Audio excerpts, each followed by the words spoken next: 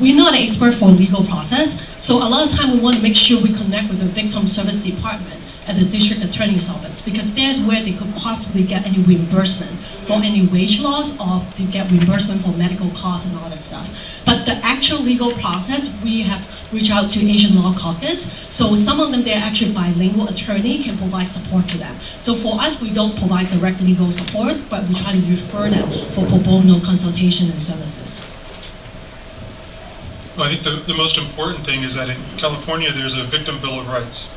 So it's called Morrissey's Law, and victims of crime, if you ask for it, you have to ask the DA's office, but if you ask the prosecutor to let you know about future court appearances, to let you be notified if the defendant is in custody or out of custody, and to know about the process, they'll update you every step of the way. And one of the best things to do is to ask for that in writing, is to email the prosecutor or email the victim witness advocate and say that you want to exercise your Morrissey's Law rights. Then you get notified of everything that's happening in the case.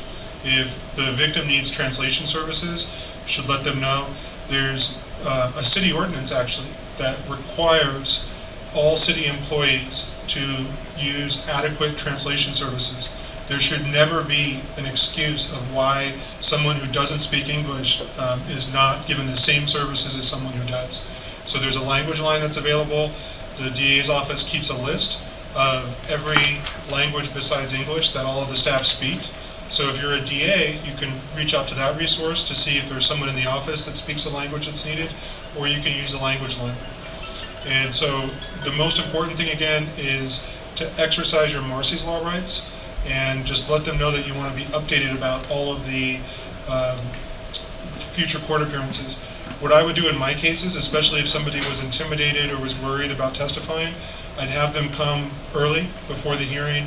I would meet with them with victim witness. I'd walk them down to the courtrooms. If there were empty courtrooms that weren't being used, I'd let them come in, see where everything is, introduce them to some of the sheriffs, the clerks.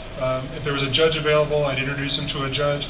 And a lot of the court staff there are really friendly. So saying like, hey, I have a witness that's going to be testifying soon, can you come out and say hi to him? They would.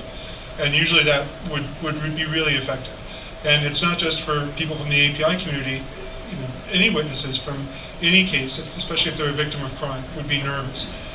So letting them know that there's not just the DA there for them, but also all the court staff and everybody's there for them would usually be really effective. And a lot of times afterwards, the feedback that I would get was that they weren't aware. They thought it was going to be something very different than it was. And it wasn't as bad as they thought it was going to be, and things go smoothly when we all work together.